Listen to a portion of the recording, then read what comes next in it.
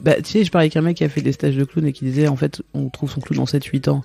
Et je dis, je comprends pourquoi aussi en stand-up on met du temps. C'est ça, le clown. C'est le fait qu'on n'est plus en train de se regarder jouer et qu'on laisse les gens nous regarder tels qu'ils ont envie de nous regarder. Et d'ailleurs, je le vois dans les photos, je fais, ah oui, effectivement, vous prenez rien à foutre de ce que... Tu vois, je suis pas en train de faire la belle gosse.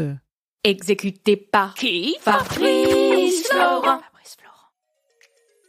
Bonjour, bonsoir, bon après-midi à tous et bienvenue dans ce nouvel épisode d'Histoire de succès. Chaque jeudi, à partir de 6h du matin, je retrace avec une ou un invité son parcours de vie qui l'a amené à son succès depuis la petite enfance jusqu'à aujourd'hui.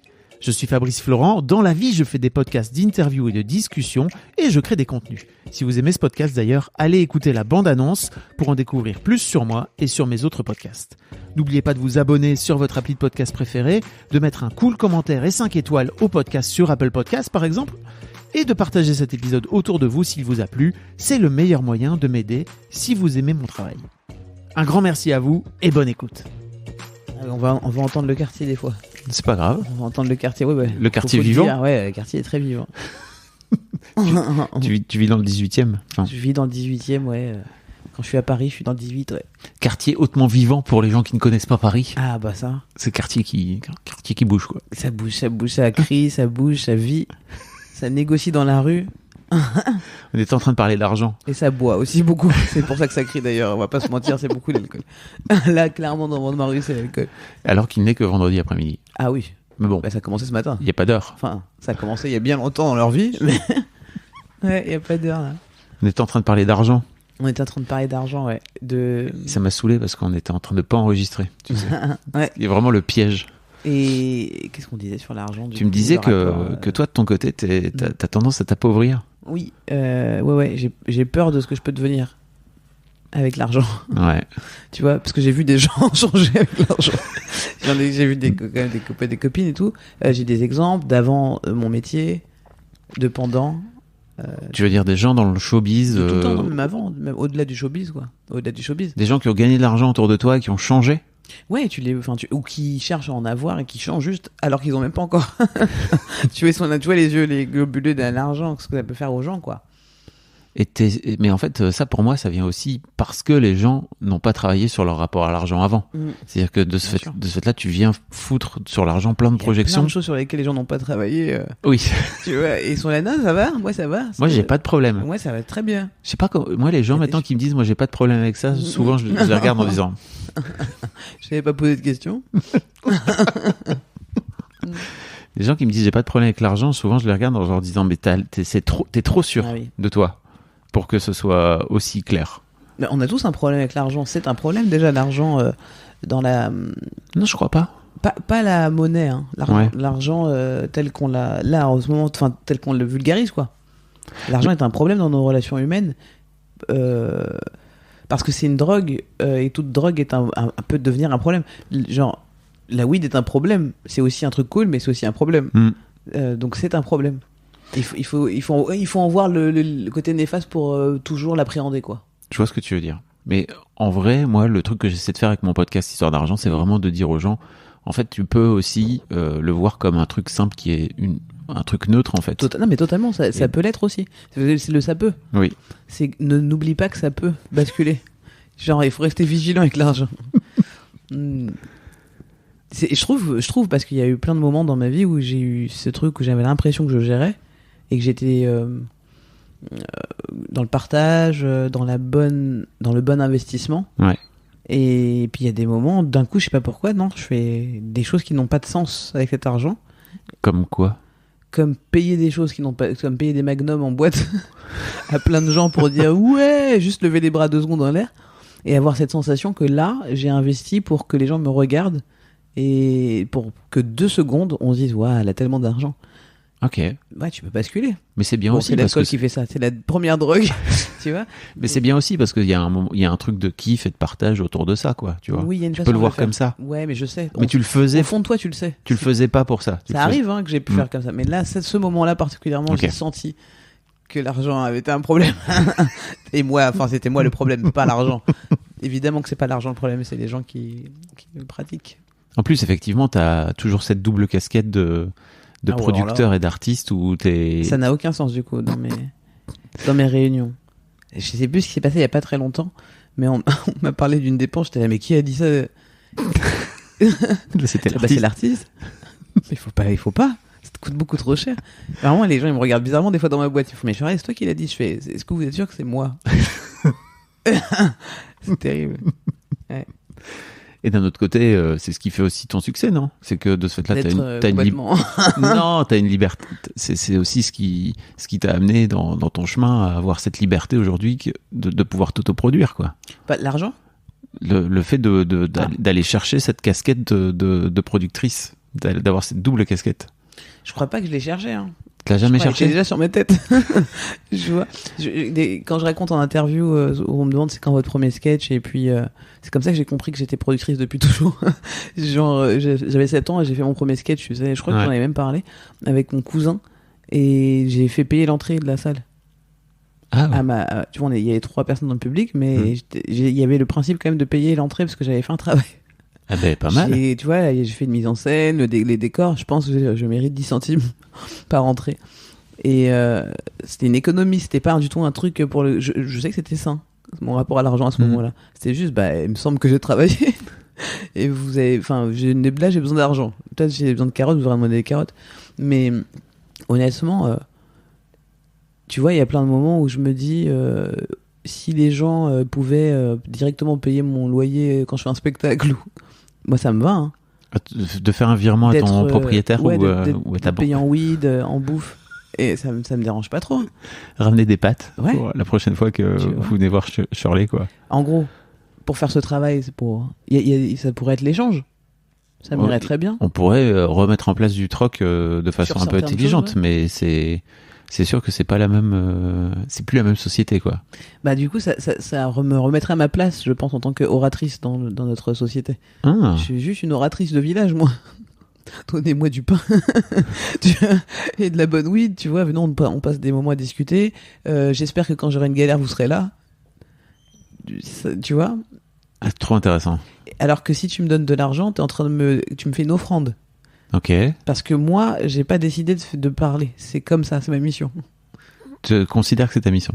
Ouais, je considère que c'est ma mission dans le sens où c'est ma vocation. C'est le truc qui me parle le plus. C'est comme tous les artistes humoristes, j'imagine que je connaisse en tout cas, et que j'aime beaucoup, c'est des choses qui nous dépassent. On a vraiment besoin de le faire. Donc c'est pas genre courageux de le faire. Ça serait courageux de fermer nos gueules, tu vois. Donc donnez-nous du pain. Ou de devenir comptable. Hein, ça serait courageux que tu deviennes comptable, que tu sois venu comptable ou que tu fasses un métier de bureau, quoi. Ouais, c'est courageux pour le coup, je trouve, d'avoir tenu un peu la boîte quand même, parce que il y a une dualité avec l'artistique, tu vois, avec l'humoriste que je suis, où il y a plein de moments où j'étais très triste d'être au bureau, quoi. Et j'ai mis du temps à comprendre que j'étais triste. Et un beau jour, il y a quelques jours, j'étais là. Je crois que j'aime pas du tout cet environnement. Je crois que il y a quelques jours là. Il y a quelques mois, en fait, il y a 2 mois, je pense, un truc comme ça. Et je dis, en fait, je crois que j'aime pas du tout le bureau. J'aime pas ça. Tu vois. Waouh. Ouais. Et ça fait quoi? Ça fait du bien. Ça fait des années que tu te produis. Ça fait. Non, ouais, j'aime pas, ouais.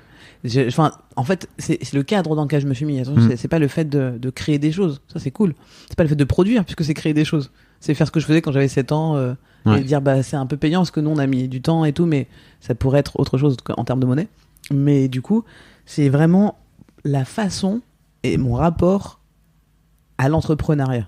Ok. Qui est aussi un rapport à l'argent très proche.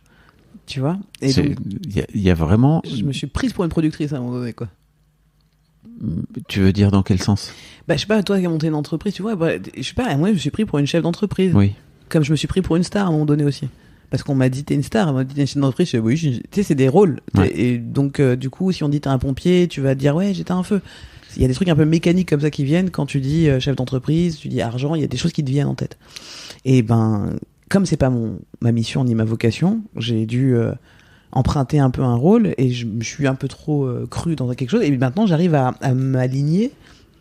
Je me dis, mais en fait, j'ai pas besoin d'avoir un bureau. Il n'y a pas besoin que l'imprimante soit face au truc comme dans les entreprises. L'ergonomie, je la fais comme je veux, en fait. Si je veux que ça soit dans mon salon, c'est dans mon salon. Ah oui, d'accord. C'est que oui, je vois ce que tu veux dire. Tu vois, c'est con en fait, mais s'il faut que ce soit dans l'herbe, j'ai eu du mal à détricoter. Ouais, détricoter.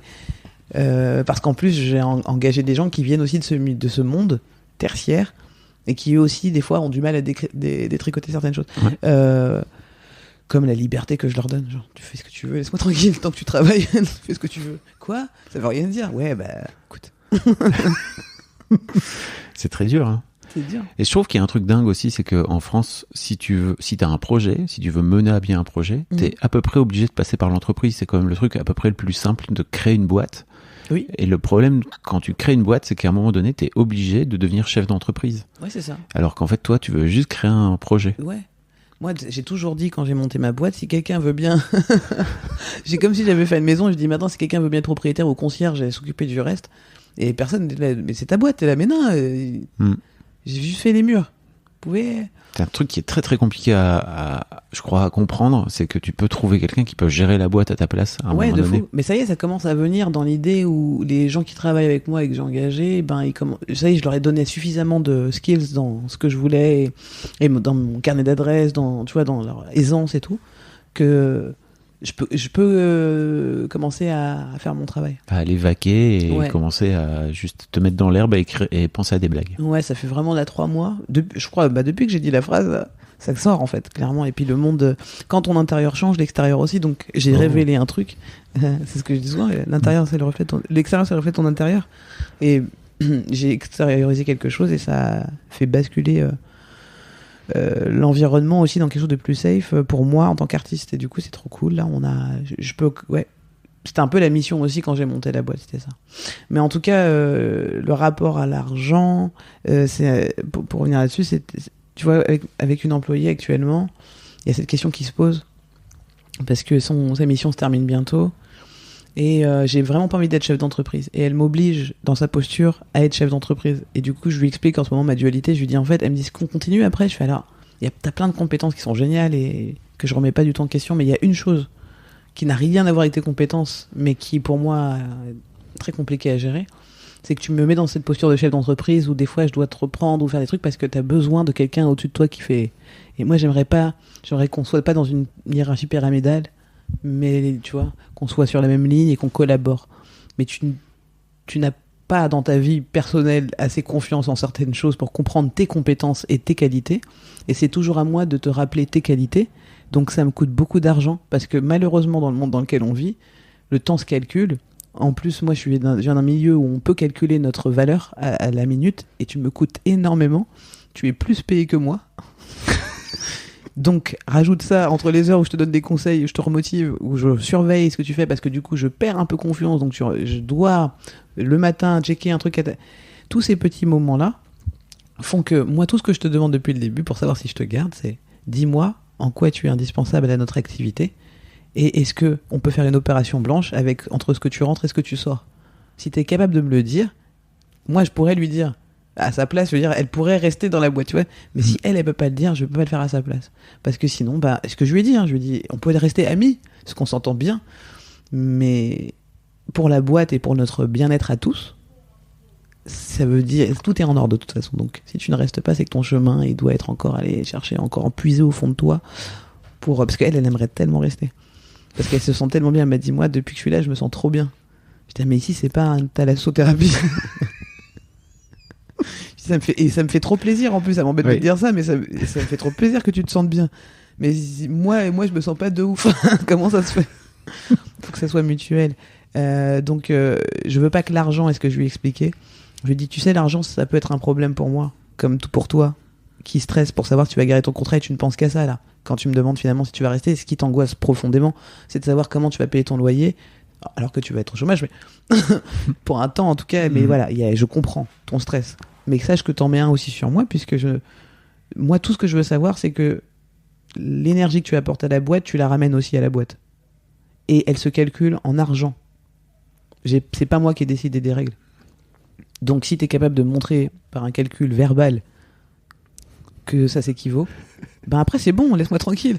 Enfin, tu restes, tu fais ton contrat toi-même. De toute façon c'est toi qui fais les contrats. Tu fais ton contrat et tu signes. Mais je veux que tu fasses face à toi-même.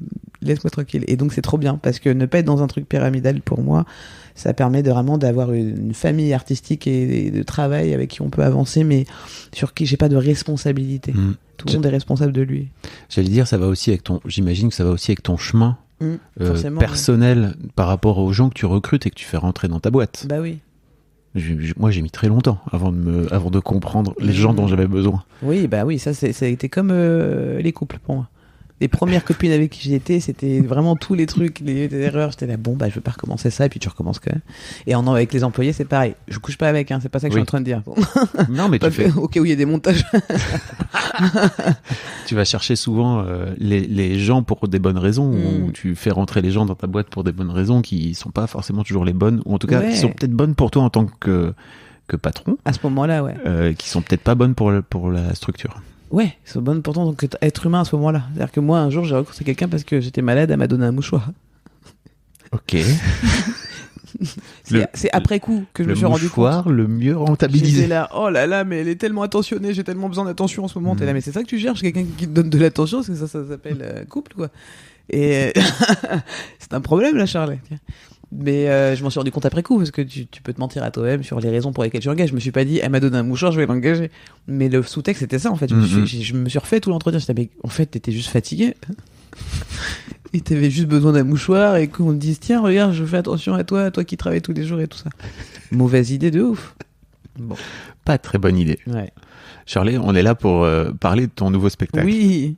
En plus, vraiment. Ouais. Qui est fabuleux, que j'ai vu il y a quelques mois. Ouais, mais ça passe. Hein. Que tu rejoues le 12 juin au théâtre de l'Atelier.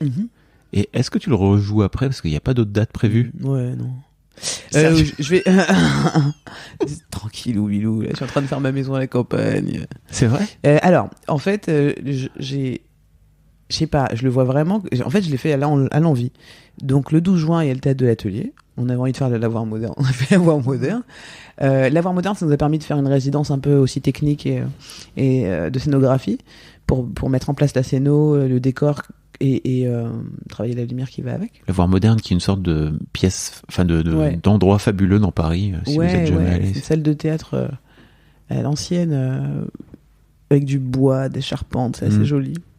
Et du coup, on l'a décoré. C'est marrant parce que même il y a des gens qui ont fait en commentaire ou en retour critique, c'est génial. La salle, en plus la déco de la salle, elle est incroyable. Je dis, mais c'est pas ça tous les jours. C'est nous qui avons mis la déco. Mais ça fait plaisir du coup. Tu dis, trop cool. On a créé l'ambiance que je voulais et tout, c'est trop bien. Et du coup, je voulais faire le théâtre de l'Atelier, une plus grosse salle. Et puis j'aimais bien cette salle. Voilà, je me suis dit, vas-y, on essaie de voir comment la forme du Lavoir moderne, on la recrée dans une salle plus théâtrale. Parce que quand je serai en tournée, il y aura aussi ce genre de salle. Et puis ça donne un rendez-vous avant l'été pour montrer à plus de monde encore le spectacle. Mais je n'ai aucune volonté capitaliste avec ce spectacle. Du coup, on revient à l'argent. Ouais, on revient à l'argent. Mais c'est parce qu'en fait, je me rends compte à quel point des fois on choisit nos chemins artistiques pour les mauvaises raisons et on se ment à nous-mêmes. On est là, non, mais c'est parce que les gens ils vont voter là, non. Moi je pense, en tout cas pour un stand-up, surtout pour moi celui-ci, j'ai besoin de le dire quand j'ai envie de parler. Ok. Tu vois? Parce que sinon je vais finir par réciter et je veux pas réciter. Je veux me surprendre à chaque fois que je le fais ce spectacle. Donc à partir de septembre jusqu'à décembre, je pars en tournée des comedy clubs, je vais faire des nouvelles blagues. Des nouvelles blagues qui n'ont rien à voir avec ce spectacle. Ouais, qui n'ont rien à voir avec ce spectacle. Tu vois. Ça y est, on commence à être... Ça veut dire que tu l'auras joué genre 5 fois. Non, attends, j'ai pas fini. D'accord, ok. J'ai pas fini. Non, on va annoncer des dates pour 2023, dont Paris. Parce que Paris, je considère que c'est une ville comme une autre en France, sauf que c'est la capitale. Du coup, on fera Paris et d'autres villes en France qu'on annonce pour 2023. Et je reprendrai Être humain en 2023, parce que du coup, il aura eu le temps de mûrir encore. Ah, ok, on va en reparler, mais tu trouves là qu'il est pas mûr? Non. En fait, il est en rodage. Mais là, ce que tu m'as montré là, c'était du rodage. Oui, de ouf. Ah, ok. Merci. Moi, j'ai trouvé que c'était c'est l'un des trucs les plus dingues que j'ai jamais vu. Waouh, ça me touche. Vraiment. Merci. Vraiment. Mais en termes de stand-up, je me dis, il y a plein de trucs à travailler. Ok. Et puis, tu sais, il y a l'intro, je parle du Barbès. Les choses changent beaucoup. Il y a beaucoup de choses que j'ai à raconter nouvelles. Donc l'intro va changer forcément. Elle était dans l'air du temps à ce moment-là, mais je parlais du Covid. Là, on va finir par ça s'effrite. Ouais. La vanne, je sens que les gens sont là. Quoi? Le quoi?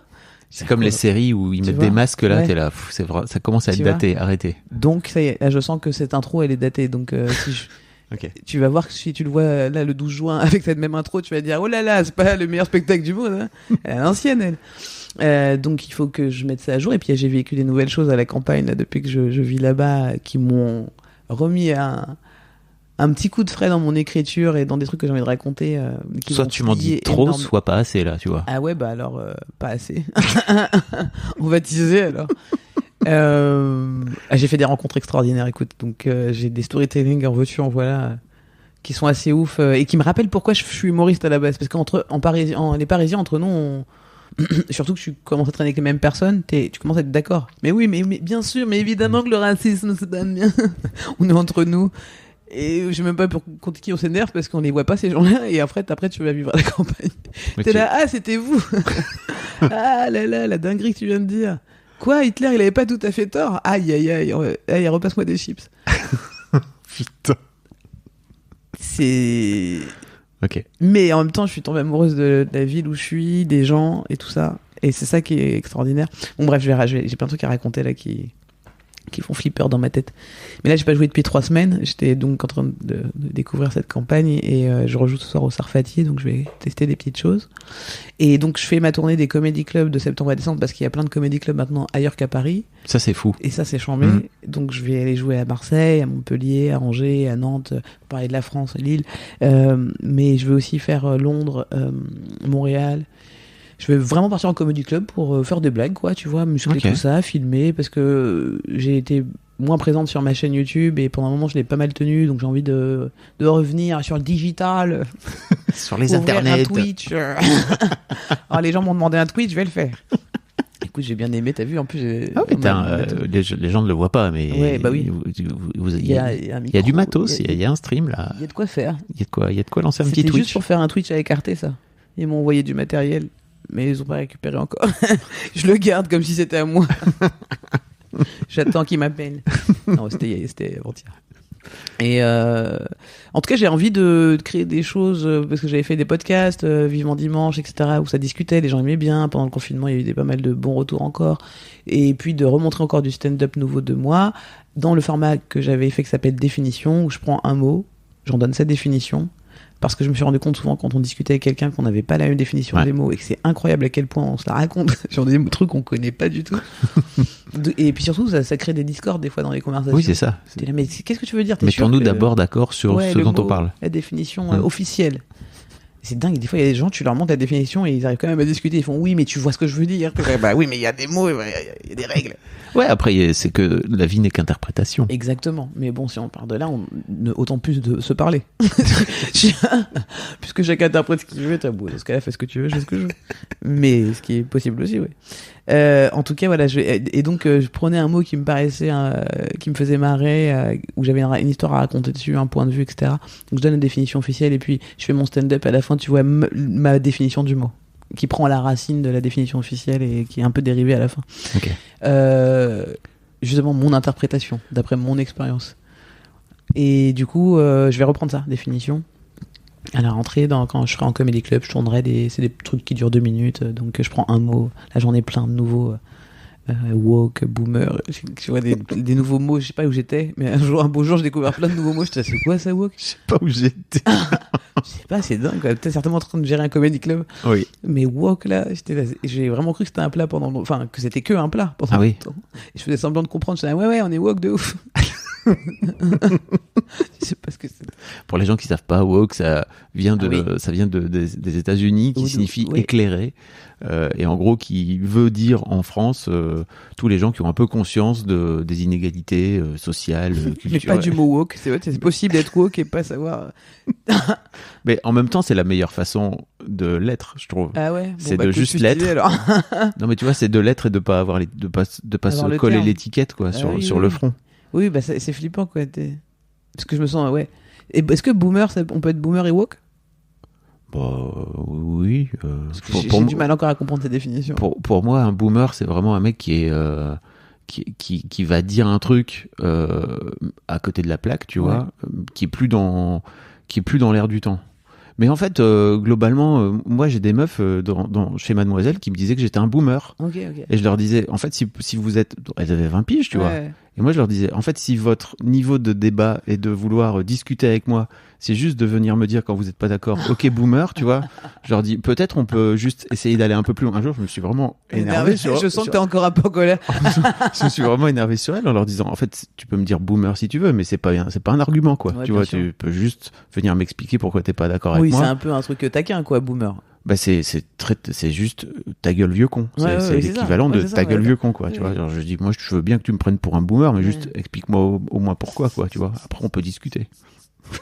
Je pense que c'est une réponse de boomer que tu viens de faire. Bah peut-être. Non mais peut-être. Peut-être. Mais ceci J'ai pas dit, trop compris la définition. ceci dit, c'était la réponse de leur patron aussi, tu vois. Donc à un Ouais, moment bah oui, donné, c'est c'était clair. là. C'est vrai. T'es pas. Non, mais c'est vrai que. On revient à la Thalasso, tu vois. C'est pas une colonie de vacances, hein, cette boîte. Bref. Vous m'avez pas vu, mais je suis parfois très heureux d'avoir de ne plus avoir Ah bah oui, c'est autant normal. de salariés. Je voulais reparler de. Est-ce que ça te va si on parle du contenu d'être humain ? Oui, bien sûr. Parce que pour moi, c'est ton Nanette. Oui, bien sûr. Pour les gens qui l'ont pas, Nanette, c'est le spectacle d'Anna Gatsby, d'une humoriste qui s'appelle Anna Gatsby, qui, à mon avis, a creusé pendant plein d'années pour finir par en arriver à exploser sur scène. Et j'ai l'impression que tout ce que tu as produit sur scène depuis 10 piges, même plus, 15, finit par t'amener là où tu es aujourd'hui à être humain, quoi. Bien sûr. Et je me dis juste, mais d'ailleurs t'en parles, je crois, dans le spectacle, ou peut-être t'en as parlé après dans la FAQ, t'as fait une petite question-réponse après. C'est quoi la suite ? Comment tu peux aller creuser plus loin ? Ça te fait un peu peur, ça, ou pas ? Pas du tout. Non, ok. Au contraire, ça me fait du bien de me dire que peut-être je vais faire une pause. Ah oui. Non, je suis contente. Je suis déjà contente qu'il soit reçu comme ça, le spectacle. Parce que il est à certaines parties hyper personnel. Et du coup. Il est très personnel sur à peu près tout. Ouais. Ah ouais. Il y a des trucs qui me paraissent très universels. Oui. Tu vois, mais avant d'être personnel. Mais il y a des choses qui sont directement personnelles. Qui sont très intimes. Ouais, de fou. Bah, tu parles beaucoup de ton genre. Enfin, moi, j'ai vu l'affiche arriver. Je me suis dit, ça y est, Shirley est en train de poser un truc là où tu joues depuis des années sur ta fluidité de genre, en fait. Ouais. Et là, tu mets les mots dessus. Ouais. Et je crois que c'est la première fois. fois. Je les avais pas. Moi, ça arrivait avec Boomer. Hein. Voilà. Putain, bah voilà, c'est ça que je suis depuis le début. Non binaire. Bah, j'aime bien ça, oui. Donc tu te situes entre les deux genres, tu sais pas vraiment où. Si, je sais. Oui, je le sens. En fait, si tu peux, limite, on peut faire le jeu. Je peux te dire toutes les secondes où je suis. Souvent, ça va être quand même assez permanent sur quelques minutes, heures, journées, mais ça peut vraiment fluctuer. Je peux vraiment te dire. Et en plus, il y a cette sensation d'avoir. Vraiment, c'est quelque chose dont je parle sincèrement, tu vois, par rapport à des choses dont je parle en spectacle. Il y a des conséquences à certaines expériences de vie que j'ai l'impression de découvrir chez moi. Alors, je sais pas du tout si c'est le cas. Il faut absolument que j'aille voir, mais je n'y vais pas chasser pour des troubles de l'identité, tu vois. Ouais.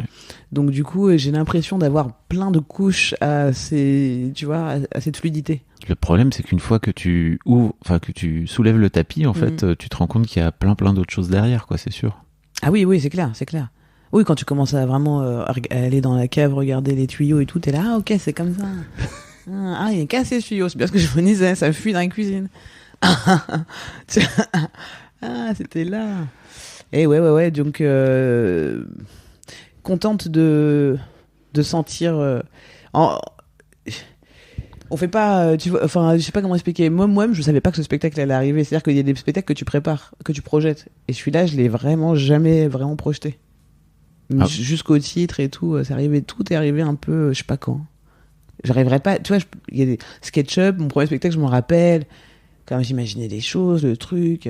Là, j'ai vraiment découvert avec les gens parce que j'ai commencé le rodage du spectacle après confinement et j'avais rien écrit. Un jour, on m'a dit, mais là, t'as une date demain, là. Je fais là. Mais je sais plus faire j'ai plus de blagues, moi. quand tu dis le Barbès, c'est parce qu'en fait, t'as ouvert il y a quelques années octobre comedy club. 2019. J'ai ouvert le Barbès Comedy Club en octobre 2019, donc vraiment avant le confinement. On a vécu toute l'aventure de rencontrer le public, de fermer les portes, de réouvrir, couvre-feu, etc. Donc je faisais tout pour que la marque puisse garder sa rayonnance et tout, parce que ça avait bien commencé, donc il fallait pas descendre en termes de présence et tout ça, et que les artistes se sentent toujours aussi bien malgré tout. Donc du coup, ça m'a demandé beaucoup d'énergie.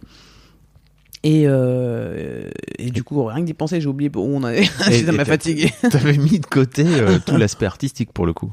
Le mien, en tout cas, oui. Je commençais à le perdre presque là.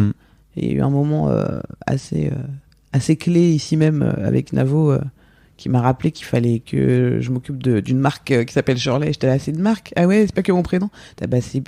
C'était quoi votre discussion avec Navo à ce moment-là? Écoute, tu travailles depuis des années pour expliquer un peu aux gens avec Navo, c'est un peu ton Jiminy Cricket. Ouais.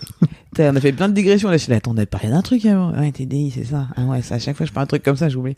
Je n'en étais où déjà? Ah ouais. Alors, Navo, on a fait un projet il n'y a pas longtemps ensemble.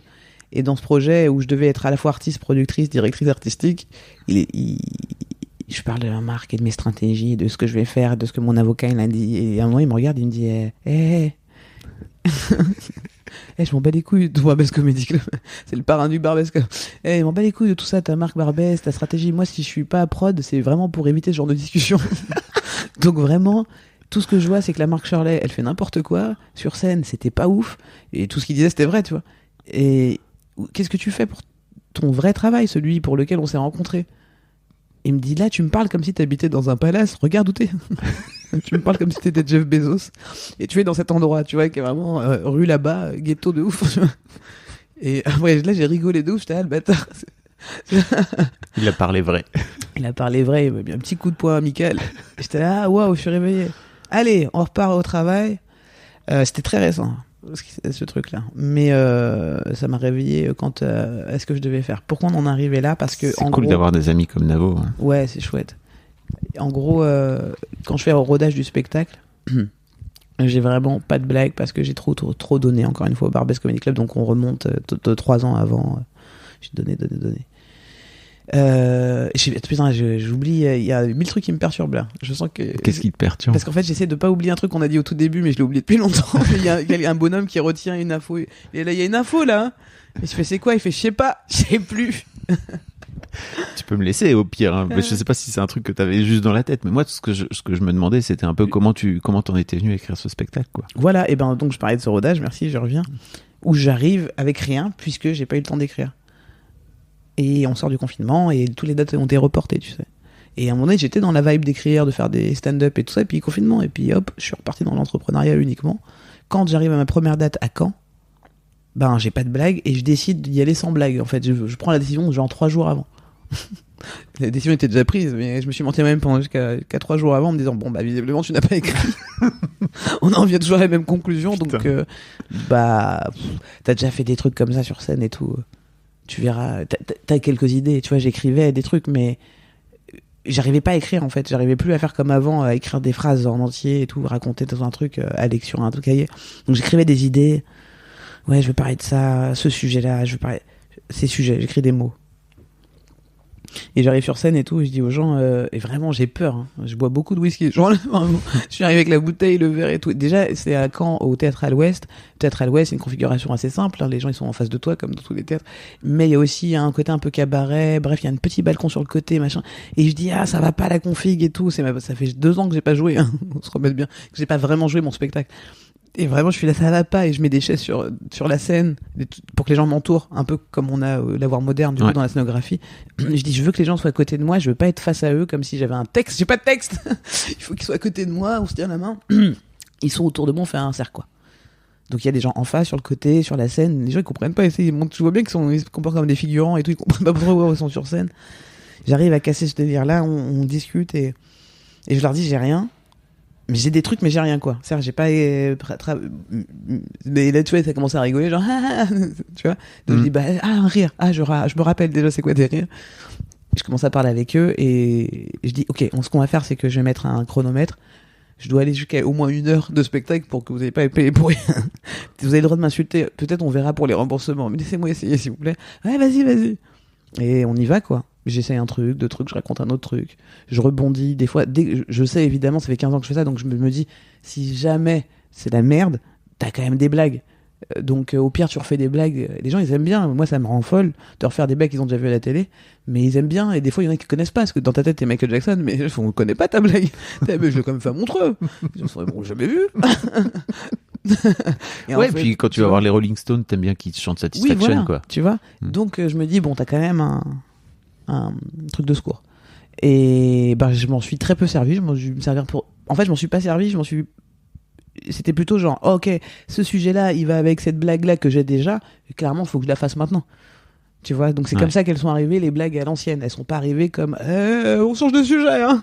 Tu vois, ça c'était trop cool, j'ai pu parler avec eux, on a créé un lien. Parce qu'en fait, de toute façon, j'avais pas de texte, donc d'abord, il fallait créer un lien. Un réel lien avec, là. Ça va, ouais, ok, le confinement c'était comment? Je commence à raconter, j'ai quelques blagues sur ma réaction pendant le confinement, le masque, etc. J'ai quelques petits trucs, donc je raconte ça. Et on développe, et je fais 2 heures avec eux. 2 heures? Ouais, 2 heures, première soirée et tout. Et il y avait 2 filles, on a marqué 2 filles qui étaient venues à la première soirée, qui sont venues à la deuxième et tout, parce qu'elles ont capté que c'était pas du tout un spectacle classique dans le sens récité, et qu'elles auraient pas les mêmes textes et tout. Et donc elles sont venues.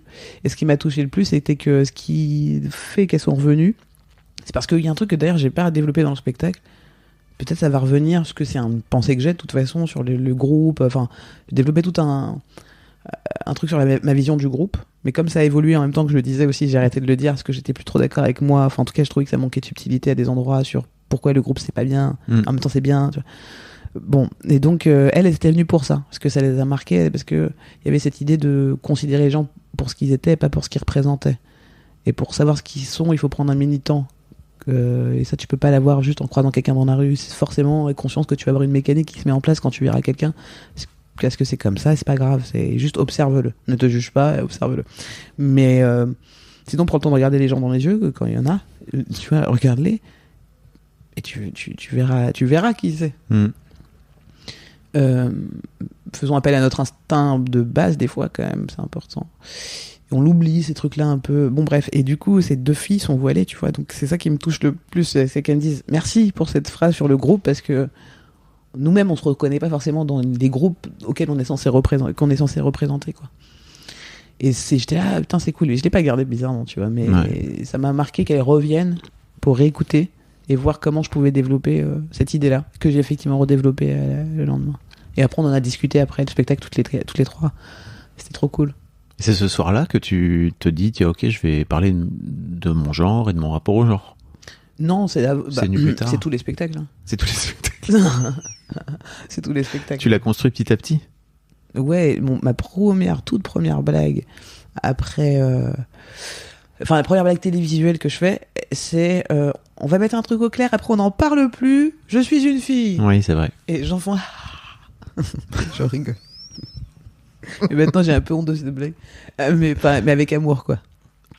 Avec amour, parce que moi c'est là où effectivement quand on me dit j'en jouais, des fois ça me touche un peu, et là je peux dire que inconsciemment j'en jouais parce que profondément je savais que j'étais pas qu'une fille, mais que je savais que eux dans leur codification j'étais censé être une fille.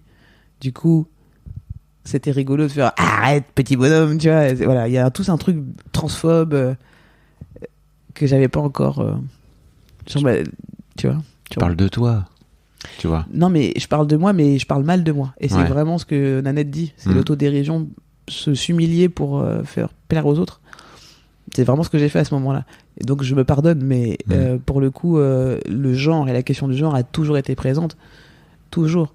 Monsieur, je crois que vraiment, je le dis dans mon tout premier spectacle SketchUp, je fais une blague dessus, sur le fait qu'on prend pour un garçon. Je crois que c'est là où je dis le truc des seins. Tu vois, mais comme c'était des trucs qui n'ont pas été forcément retenus dans la tête des gens, je crois que je le redis maintenant aussi encore. Je le raconte, quoi, parce que c'est quelque chose où on me dit... tu sais, il y a un mec qui m'avait... qui me dit, t'as un gars, et je dis non, je suis une meuf, et parce que j'étais encore dans ces codes binaires. Donc je dis, ben non, je réponds, je suis une meuf, et il me fait, non, t'as un gars. Et je fais, mais regarde, j'ai des seins. Il me fait, non, t'es un ancien gros. Et il croyait vraiment que je me foutais de sa gueule. J'étais là, wow, c'est un délire. Et Si j'en parlais, je crois, au premier spectacle. Et en même temps, c'est compliqué de lui répondre comme ça de but en blanc. Non, mais moi, je suis non-binaire, tu vois. Bah, en fait. Aujourd'hui, ça commence à rentrer. Et justement, non, mais parce s'il m'avait dit t'es un mec, aujourd'hui, je dirais oui. Oui. En fait, c'est juste ça, je me prendrais même pas la tête. La dernière fois, il y a mon couvreur avec, tu vois, pour le toit, je le salue. Bonjour. Il est trop mignon. Il m'a envoyé un message hier quand j'étais à France Inter. C'est super, on adore. Mon couvreur m'envoie un message. Bon, bref. Et il me dit, je sais pas pourquoi j'ai envie de te masculiniser. Je sais pas pourquoi j'ai envie de te... Je dis, bah parce que je suis un gars aussi. Ah, il me fait, ah ouais, d'accord. Il y avait un peu de jugement, mais un peu d'acceptation aussi. Il était, oh d'accord, écoute, oh, écoute France Inter, je pense qu'il est un peu, ouais. Voilà. Et aujourd'hui, je justifie plus rien et j'explique aux gens, parce que c'est ma façon de vivre ma fluidité, plus que ma non-binarité qui est encore une fois une contestation à une société en place. C'est ce que évoque pour moi le mot non-binaire, c'est-à-dire que tu n'es pas binaire. Ça dit ce que tu n'es pas, mais ça dit pas ce que tu es. Voilà. Donc du coup, moi je suis fluide, j'ai des nuances dans ma vie. Donc il y a dans les codes sociaux, on parle bien de société, dans les codes sociaux de ce que peut représenter un homme, je suis un homme à plein d'égards et je le suis à des moments très ancrés socialement. Et j'ai des déconstructions en tant qu'homme à faire qui sont terribles. Ouais. Parce qu'en plus, comme je savais pas tu vois, tout ça de moi-même, là où des gens se sentent vraiment ni homme ni femme. Moi, je me sens homme et femme à des moments. Donc fluide dans cette idée me va mieux parce que des fois, je me sens ni homme ni femme et des fois, je me sens homme et femme. À des moments, et des fois en même temps. Donc c'est terrible parce que t'es obligé là d'aller t'affronter au code, ouais. En tout cas aux conneries qu'on vient mettre dans la tête des petits garçons et des hommes. J'ai grandi avec mon père et que c'est même les premières fois que je m'en suis rendu compte, c'est quand j'ai écouté parler avec mes frères. Et j'étais là, mais il nous dit des dingueries depuis le début. C'est dingue tout ce qu'il dit. Il dit surtout fais jamais l'essai, tu donnes ça, ils prennent ça. T'es là, waouh. Tu sais, il pense que c'est un peu rigolo, un peu séducteur macho et il y voit pas du tout le danger fatidique quoi. Et j'ai grandi avec ces codes.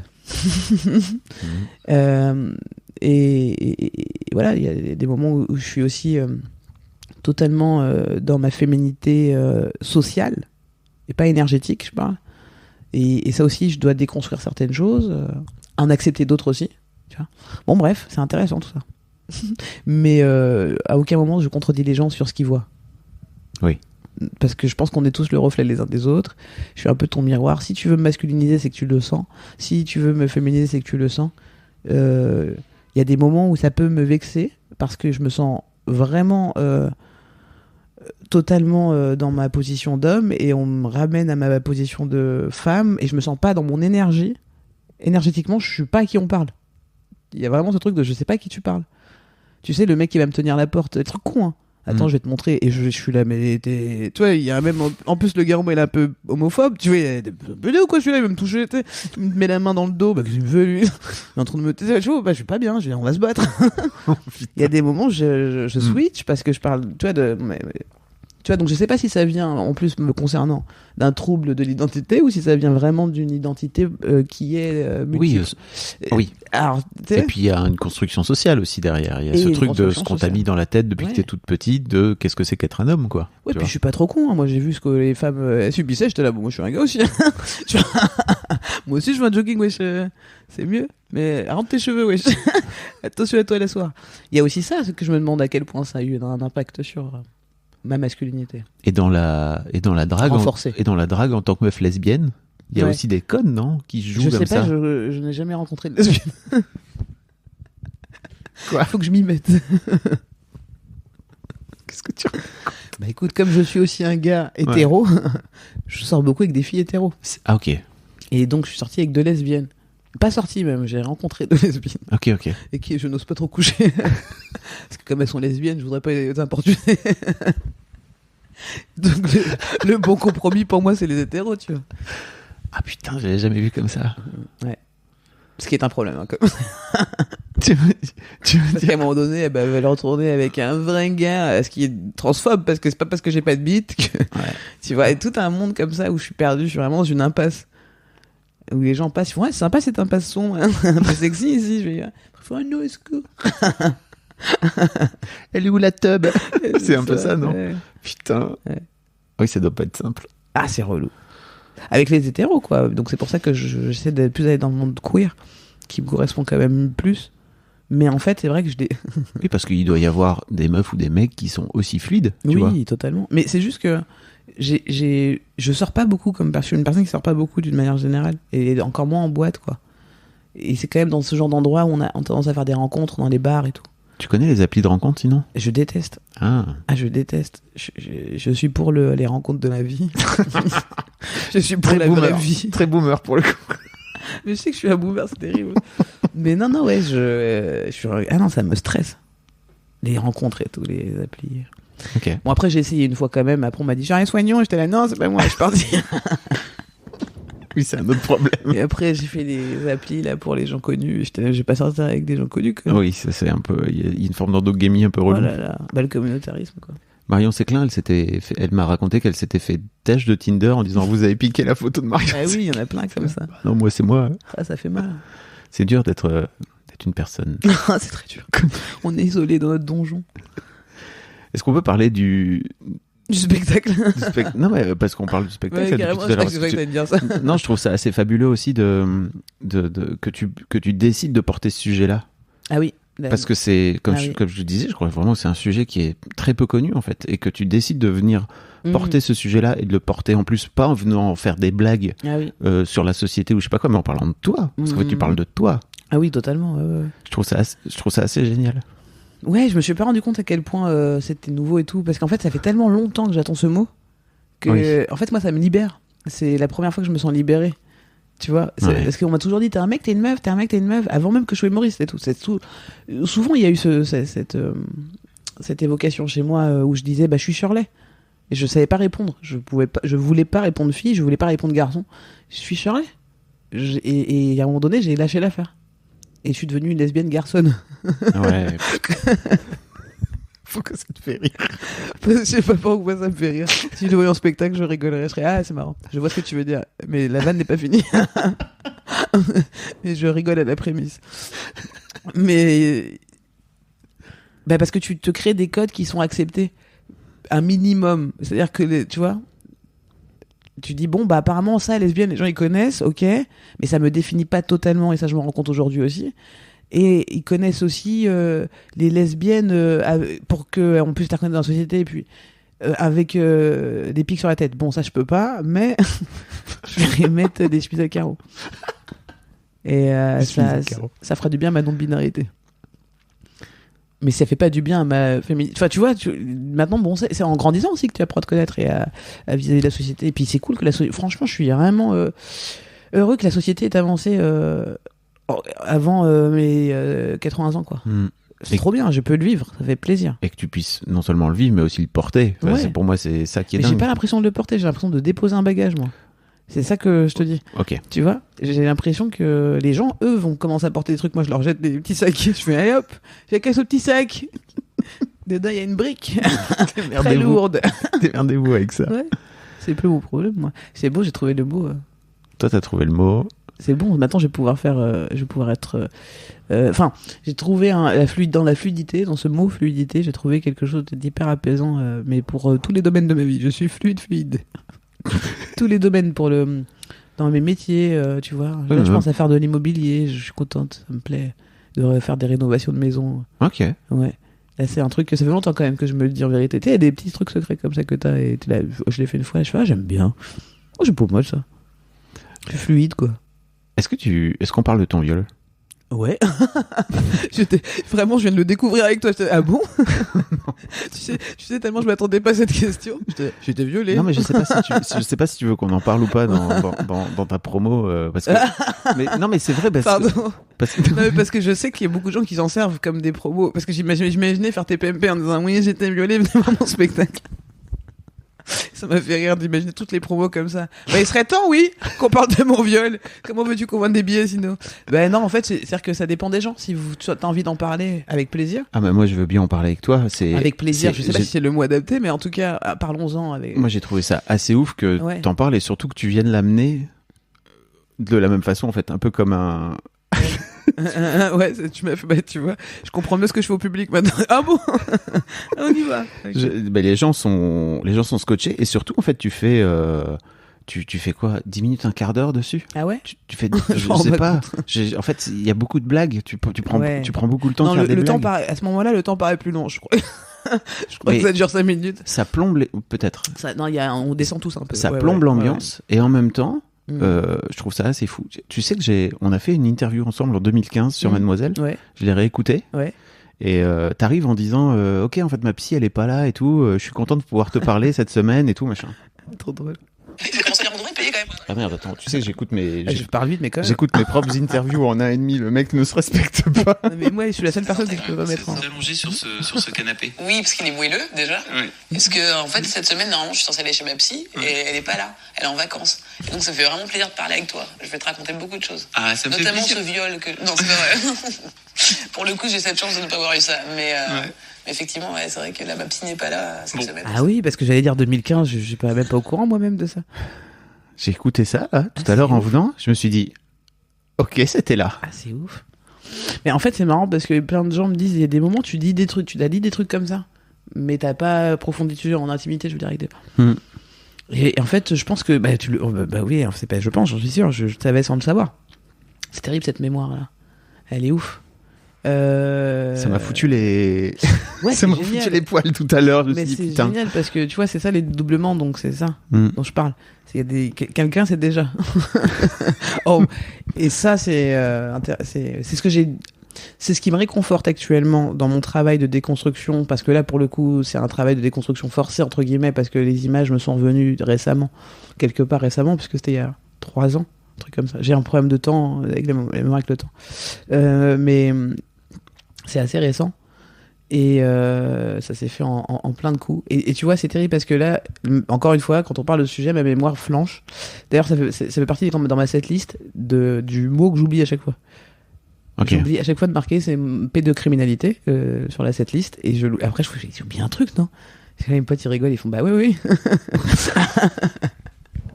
Et en fait, j'ai un gros problème de mémoire, je m'en rends compte de plus en plus. Je comprends de plus en plus pourquoi je fume autant.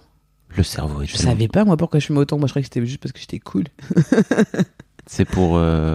Tu vois ? C'est pour occuper le... Pour oublier.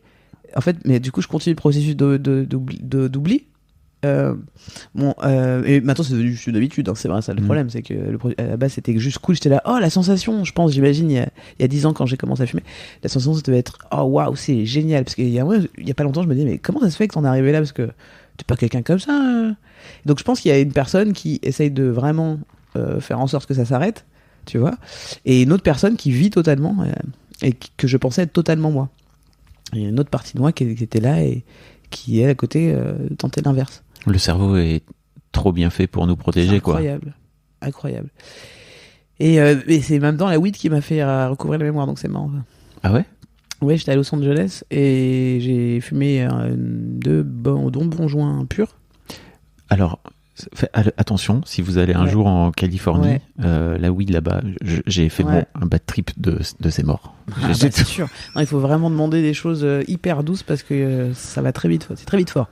Et je me suis retrouvé à avoir un espèce de défilé d'images qui était tellement violente et tellement incompréhensible, absurde, tu vois, enfin pour moi, et puis douloureuse. Ça je m'en rappelle que c'était absolument directement douloureux. C'était pas genre des images de la non, c'est tout de suite ça te tire les entrailles et tout. Mais c'était tellement violent que j'ai pas cru à ce que j'ai vu. Puis en plus je venais de fumer, donc clairement je me suis dit j'aurais dû fumer. Puis les jours passent quoi. T'es là, il y a des trucs qui restent quand même et qui commencent à être plus du tout un bad trip là. Là, je suis réveillé, là. Et puis, il y avait aussi des choses, évidemment, qui avaient déjà été enclenchées dans ma réflexion depuis 2-3 ans. En fait, il y a une image qui m'était toujours restée. Et donc, en 2015, cette image, quand je te dis, je l'ai en tête. Mais je considère pas que c'est un viol. Je considère pas que c'est un viol pour plusieurs raisons. Dont une dont je parle dans le spectacle. Mais là, je me dis, c'est dommage de le raconter comme ça. Oui. Mais tu vois, il y a plein de choses qui font que je le considère. Et puis plein de gens, moi j'écoute tout le monde depuis que j'ai 20 ans que je suis à Paris. Tous les gens, je leur fais sortir leur viol, tous. Je suis la chamane des viols. Je suis là, dis-moi, toi, ça va, Samy, t'es sûr ? Allez, raconte-moi ton enfance. C'est bizarre quand même. ce cours de vélo sans selle, tu vois, t'es sûr? Et je sortais, je voulais que les gens sortent leur truc. Tu vois? Et j'en ai sorti j'en ai fait vomir des gens. Et je me suis jamais dit que mais genre à ce point-là. Et pourtant j'ai fouillé, hein. Et je fouillais au mauvais endroit. Parce que cette mémoire-là avait été hypnotisée. En fait, c'est pour ça que je n'aime pas trop les spectacles d'hypnose et tout. Je trouve que c'est pas un bon spectacle. Enfin, c'est un pouvoir que l'humain, on a avec l'autre humain qui est dangereux et tout. On le fait dans la pub, on le fait dans plein de trucs. On le fait en spectacle vivant aussi, hein, quand on est une star, entre guillemets. Je mets des guillemets. Mais en tout cas, c'est ça l'hypnose. C'est de faire croire aux autres que t'es plus important et tout ça. Ou de dire quelque chose aux gens. Enfin, les mots, le pouvoir des mots. Moi, j'ai donc des mots qui m'ont été dits et une domination qui a été mise en place, comme à chaque fois que ça se passe en vérité, où pour moi, quelque chose qui était scellé. Je ne pouvais pas le dire. Je pouvais même pas le concevoir. J'avais oublié. Et j'en souffre encore. Il y a encore 2 jours, tu vois, je me suis encore réveillé avec... en fait, c'est comme des images de guerre, quoi. Ouais. C'est comme t'as fait la guerre, t'es traumatisé. Des fois, t'as des moments de « Ah, putain !» Donc, je les vis mieux qu'avant. Je rigole plus avec moi aussi en disant « Ah, c'est relou !»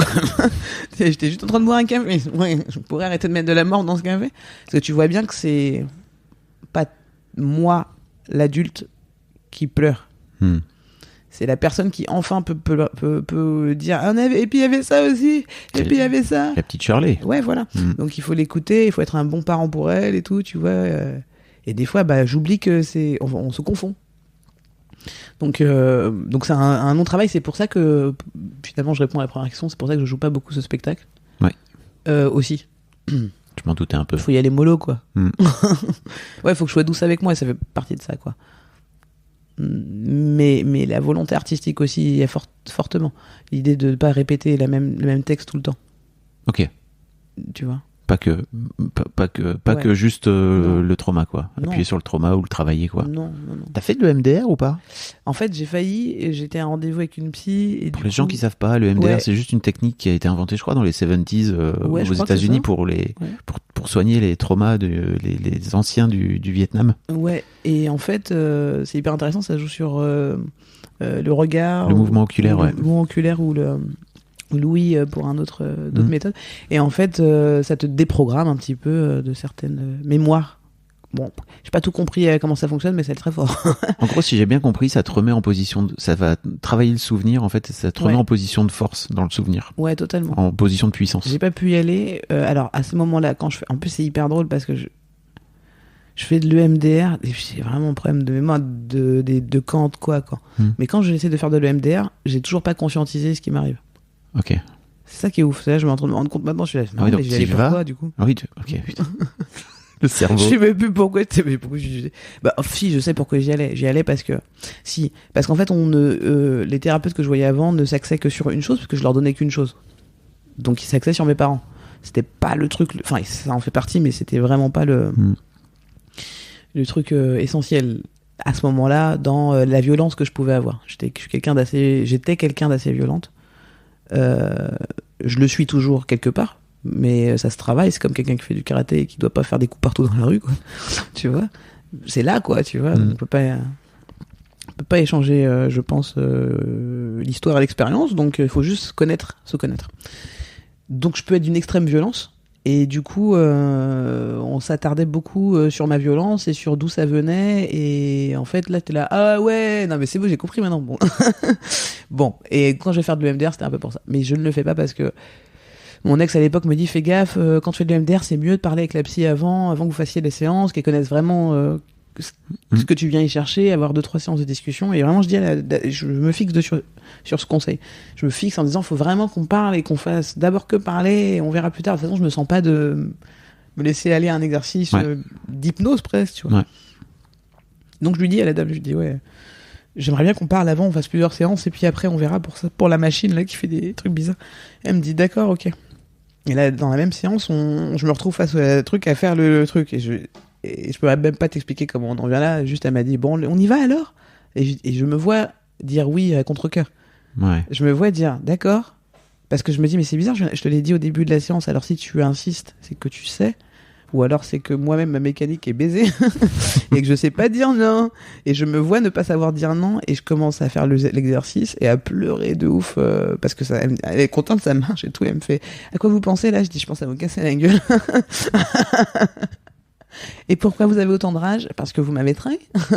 Je vous ai demandé de pas le faire en fait. Je suis jamais revenu quoi. Waouh. Ouais. Et d'un autre côté, elle a appuyé, Donc, elle a appuyé sur un bouton. Oui, voilà, du coup, j'ai compris moi-même toute seule c'était quoi le problème à ce moment-là. J'étais là, ok, je peux pas avoir confiance. C'est dur pour moi d'avoir confiance. En plus, je suis pas sûr qu'une femme, pour moi, ce soit intéressant. Mini spoil. Mais tu vois, enfin, ouais, bon, bref, j'ai fui. J'ai fui cette situation qui me paraissait très inconfortable. Mais j'aimerais bien essayer. Mais là, il y a chez moi, encore une fois, beaucoup de switch là-dessus où il y a une personne qui veut totalement aller en thérapie et d'autres qui n'ont pas du tout envie d'y aller. Donc vraiment, je fais des tours, je fais des mails à des thérapeutes, après j'oublie le rendez-vous, après faut que j'y aille quoi. C'est ton chemin. En fait, j'allais t'en parler aussi, c'est que j'ai l'impression que ça fait 5 ans que t'es sur un chemin de conscience de toi. 5 ans, ouais, peut-être. Ouais. Ça commence en tout cas, ouais, depuis 5 ans à être de plus en plus clair que j'ai un truc à travailler, que c'est pas les autres qui ont un truc à travailler. T'as souvenir d'un déclic en fait qui t'a fait prendre conscience de ça? En fait, j'ai toujours cherché, mais voilà, à force, okay. À force d'avoir mal, quoi. Je crois que mon premier burn-out, ça m'a fait ça. Le premier moment où je vais en HP, là, je pense que je me rends pas compte tout de suite parce que j'enchaîne quand même pas mal de descentes après encore. J'ai pas arrêté la drogue immédiatement. Ce qui est quand même une bonne chose à un moment donné, tu vois, quand t'es en burn-out, tu vois, ah ouais, c'est clair. D'y aller mollo. Ouais, de pas se. Mais en tout cas, ce que je veux dire, c'est que j'étais pas encore dans un truc de j'ai compris la vie et la lumière, tu vois. Ça a été quand même des processus longs et tout, et ça continue. Je me sens. Franchement, jusqu'à la fin, je me sentirais en mode fais gaffe, genre, à tout moment, l'argent, la drogue, tout, on peut chuter. Il faut être en maîtrise de soi, quoi. T'es revenu sur l'argent. Ouais, c'était pour donner le petit running. Est-ce qu'il y a un sujet sur lequel je t'ai pas amené, dont t'aurais bien aimé parler? Oh, moi, je suis bien, tout va bien. Moi, je connais les réponses déjà, je pense. Donc, c'est cool, hein. C'est la première fois qu'on me fait cette réponse. Non, ouais. Parle-moi de ça. Dis-moi des trucs. Non, j'ai pas d'envie particulière. Je suis ravi d'échanger. C'est cool, merci Charlie. Donc, cool. on peut te suivre sur c'est où le meilleur endroit où on peut te suivre en fait? Parce que j'ai l'impression que rue, t'avais un peu laissé tomber ton Insta, mais là tu es en train de le reprendre, c'est ça? Ouais, t'es un peu on and off. Bah c'est ça en fait, c'est que comme là j'ai trop de trucs à gérer intimement. Ok. Tout est fragile. Je suis là, des fois. Et puis je pense vraiment, il y a des gens qui sont venus me voir après le spectacle en me disant mais vous avez pensé au TDI? Tu vois, parce que j'ai même le vocabulaire et tout ça. TDI, le trouble de l'identité. Dissociatif. Identité. J'ai tendance à dire on quand je fais des choses. J'essaie de pas le faire parce que je pense que si trouble dissociatif de l'identité il y a, je pense qu'on peut se réparer. Là où j'entends qu'on peut pas se réparer dans les diagnostics faits actuellement. Je pense que c'est un travail d'alignement et de compréhension de ces multiples identités pour que la cohabitation soit si fluide qu'elle soit fluide, quoi. Et tu sais, c'est marrant que tu me parles de dire on, en fait, c'est que j'ai un podcast Histoire de mecs, marrant parce que on parle de masculinité avec ces mecs-là, et en fait très souvent les mecs démarrent en parlant pas d'eux, mais en parlant de on, mais c'est plutôt pour éviter de parler d'eux. Ah oui. Parce qu'en fait c'est pour se cacher. Ouais. Voilà. Totalement. Et souvent je les reprends en leur disant en fait quand tu me dis on, tu parles de toi ou tu parles de... Non, c'est que moi j'ai la sensation intime de pas être toute seule à faire des choses. Mais je parle pas d'identité extérieure. Ouais. On est bien d'accord. J'ai l'impression d'être plusieurs parfois dans la force que je peux avoir pour même porter des meubles. Vous me verriez faire. Et je filme beaucoup de choses. Je suis en train de faire le 2e documentaire sur le stand-up français. Je vais y raconter un peu plus mon parcours. Il y aura plus d'intimité comme un peu le spectacle. Et je raconterai ce genre de choses. Mais tu les vois en image en fait surtout. Tu dis t'es sûr que t'as porté ça toute seule? T'es là j'ai pas fait de montage, y a pas d'effets spéciaux là. Il y a juste je sais pas qui c'est. La nuit à 4h du matin qui porte des trucs sur le rooftop du jardin sauvage en faisant parce que j'ai pas envie d'attendre qu'il y ait des gens qui arrivent demain. Ouais. Bon, quand t'as la volonté, des fois tu as des capacités que tu découvres. En tout cas, l'idée du on, c'est pas pour me cacher. Je me sens pas caché. Je me sens là. Mais ce qui est caché, c'est certaines mémoires. Ça, c'est ce que je sens caché chez moi. Ça, c'est vraiment perturbant. C'est hyper perturbant. C'est très énervant. Ça me mettrait en colère. C'est chiant, quoi, de pas pouvoir connaître tout ce qu'il y a sous ton capot. T'es là, aïe aïe aïe, c'est... Sensation est pénible. Et puis, j'ai rencontré des gens en tournée, une association comme ça pour les femmes victimes de violences, mais aussi les enfants. Donc elle a les deux branches, et puis donc elle-même a subi des violences enfants, et elle m'a dit à mon spectacle, mais vous savez, là ça fait 2 ans que vous avez recouvert la mémoire, il va y avoir encore des flashs et tout. J'étais pourquoi tu m'as dit ça, c'est pas gentil. Ça m'a un peu énervé, même. On est tous fait un peu pareil, différemment. On peut peut-être pas réagir pareil. J'avais peur, quoi. Ça fait peur. Parce que vraiment, c'est une sensation très désagréable. Tu sais pas quand ça vient. Il y a des moments qui peuvent arriver. Malheureusement, des moments intimes. La sexualité. Parce que ça te rappelle quelque chose, ta mécanique, c'est terrible. Donc, tu sais pas quand ça peut venir. Ça peut être aussi un trigger. Ça peut être un moment, quelqu'un qui dit quelque chose pas agréable, un regard particulier. Un trait de la peau de quelqu'un qui te rappelle quelque chose. Ça m'est déjà arrivé, moi, de voir des traits de visage où j'étais là, j'ai envie de... tu vois. Et ça, c'était les débuts. Quand j'ai recouvert la mémoire, j'ai pu savoir pourquoi cette personne... J'ai vraiment vu la personne, en fait. J'ai changé le visage de la personne. Okay. Donc j'étais là, clairement, tes lèvres ne me plaisent pas. Tu vois. Un peu pincé les lèvres d'une certaine façon, et j'étais là, ça me... Voilà. Oui. Et tu peux pas le prévoir, en fait, la personne non plus, la pauvre personne que je connaissais depuis très longtemps, tu vois. Ce jour-là, j'ai vu autre chose. Waouh. Donc tout ça, c'est épuisant pour le cerveau. Très épuisant, mais ça va, parce qu'en fait, je suis contente parce que ça me les libère quand même. Tu vois, ça, c'est lourd parce que ça fait mal. C'est comme si on retirait une épée. Ça fait mal. Ça fait longtemps qu'elle était là, elle était quand même bien rouillée. Ça fait mal. Donc j'ai le tétanos, quoi. C'est ça que je veux dire. Et le spectacle t'aide à ça? Oui, totalement. Il aide beaucoup de gens aussi, c'est trop bien. J'ai beaucoup de retours de gens qui sont assez ouf, mais pas que sur ce sujet, parce qu'en fait, comme je libère la parole sur plein de sujets quant au fait qui sont cachés, alors qu'on est tous empreints de ces sujets-là, parce que ce qui m'arrive de façon violente sur un truc qui paraît violent pour la société, enfin... C'est violent, hein. La vérité, pour moi, ce qui est le plus violent, c'est pas l'acte, même s'il est violent, et que je le réprimande au plus haut point. C'est la mémoire qui revient, c'est l'effet boomerang. Puis l'acte ensuite. C'est ça dont elle me parlait, cette fille à Bruxelles, en me disant, en fait, ça va revenir, parce que là, c'est une première couche de compréhension, mais j'avais pas mal pour ce qui m'est arrivé encore. J'avais mal pour les horreurs que je venais de voir, parce que j'aime pas les films d'horreur en plus, donc vraiment, c'est pas sympa comme image. Mais j'étais encore dans la dissociation, je ne me voyais que d'extérieur. Donc c'était même pas moi pour moi. C'était une petite fille qui me ressemblait beaucoup, quoi. Mais j'arrivais pas à me dire... Ça, c'était très bizarre. Tu là, oui, c'est moi, mais c'est pas moi. T'étais pas... Tu vois, c'est le futuroscope, quoi. T'es là... Futuroscope. Tu vois, le train, il arrive vraiment ou pas, là? Oh là là, voilà. Putain. Très bonne vanne, ça, le futuroscope. Je sais pas si c'est écrit ou pas, non, mais garde-la. Mais j'ai cru, ouais, tu vois, écrit en live. Et comment... Et ben voilà, encore les trucs de mémoire. Ça fatigue.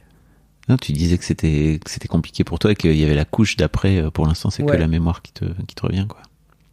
Ouais, c'est voilà. Donc en fait, t'as les effets qui se coulent. Après, tu revis des choses avec des nouvelles portes en plus qui s'ouvrent. En fait, c'est comme un scénario à plusieurs étapes, comme si le film il chargeait mal. Ça faisait, des fois, ça fait un défilé rapide. T'es là, non, j'ai vu la fin. Tu en reviens au début. Et puis c'est très bizarre. Donc ça, c'est très perturbant de pas savoir ce que ton cerveau, machin, et on est tous empreints de 1000 traumatismes, on est traumatisés par 1000 choses, des mini-agressions, des mini-traumatismes tout le temps, partout, et donc on sait pas ce qu'on sait vraiment, quoi, tu vois. Le cerveau, il nous dit pas tout, il filtre, et il prend l'angle qui lui va le mieux au moment donné, voilà. Ça m'a épuisé. Bah merci en tout cas. Pardon, juste la phrase là, j'étais là, ouh, ça brûle, t'as plus ma tête là. Non mais merci, t'as beaucoup parlé, merci d'avoir partagé tout ça. Bah ça me fait du bien aussi, hein. C'est super. C'est trop bien. Puis peut-être que tu découvriras dans 5-6 ans que tu disais un truc que t'avais pas capté. Il y a des chances, ouais. Putain, c'est cool. Ouf. Merci en tout cas. Rendez-vous donc le 12 juin. Et on va rire, hein. Mais c'est en plus c'est pour ça que je te dis que c'est pour moi un spectacle fabuleux, c'est que tu viens amener des sujets vraiment difficiles et que t'en fais des vraies blagues et qu'en fait au-delà du sujet du fait d'aller creuser et tout, je trouve que t'es aussi au top dans l'expression de ton talent d'humoriste, tu vois, dans ta façon de gérer le rythme, dans ta façon de gérer les apartés, dans ta façon de gérer les gens qui sont autour de toi. Je me souviens qu'il y avait un gamin là quand je suis allé, quand j'étais là, et que t'as des vannes qui fusent, que t'es capable de repérer le gamin quand t'as une vanne qui parle un peu trop de cul en disant tiens, bim, je reviens dessus et tout. T'as cette acuité là qui, j'imagine après qui revient parce que juste t'as 15 ans d'expérience. Ouais, Comedy Club, ça aide bien. Hein. Ouais, c'est trop cool. De scène quoi. Ça, c'est vrai, ça je peux m'éclate avec ça, avec cette aisance là. Ça c'est trop bien. Et du coup, ce qui me permet d'être un peu plus sur le propos et moins sur mon apparence et sur tout ça, sur ce que les gens voient de moi et un lâcher prise. Je pense que, tu sais, je parlais avec un mec qui a fait des stages de clown et qui disait en fait, on trouve son clown dans 7-8 ans. Et je dis, je comprends pourquoi aussi en stand-up on met du temps. C'est ça, le clown. C'est le fait qu'on n'est plus en train de se regarder jouer et qu'on laisse les gens nous regarder tels qu'ils ont envie de nous regarder. Et d'ailleurs, je le vois dans les photos, je fais, ah oui, effectivement, vous pouvez rien à foutre de ce que. Je suis pas en train de faire la belle gosse. Ouais. Je suis en train de vous parler, quoi. Trop bien. Je parle d'intimité, mais ça m'a. Le but, c'est que je parle beaucoup de mon intimité pour donner l'exemple. Sur le fait de regarder, t'as vu, ça fait rien de dire ça. Et au début, ça fait peur, j'avoue. Ça fait peur de prendre le micro. Et t'es pas obligé de prendre un micro, tu peux le faire juste dans ton intimité avec tes proches, avec tes amis, avec toi-même. Fais-le, tu vois, c'est cool. Et c'est pour ça que je reçois plein de messages derrière maintenant, c'est que les gens disent « Ah, tu l'as fait, je peux le faire. Si toi tu l'as fait, moi aussi je peux parler du coup. » Et du coup, il y a des gens qui se réveillent des choses entre amis, en famille, sur la psychiatrie beaucoup. Parce qu'en fait, finalement, tout ça, tout ce qui en découle, c'est la psychiatrie humaine. Des histoires de ouf, hein. Des gens des secrets de famille qui sont sortis avec ce spectacle. Bien sûr. Je trouvais trop bien. Mais magnifique. c'est à ça que tu sers en tant qu'artiste. Magnifique. Tu vois. Soignons. Magnifique. Enfin mon nom de famille, je le kiffe. Soignons-nous les frères. Putain, j'avais jamais fait le... Franchement. Fabuleux. C'est trop bien. Merci Shirley. Merci. C'était Fab, super. trop bien. Oh là là, quelle joie. Trop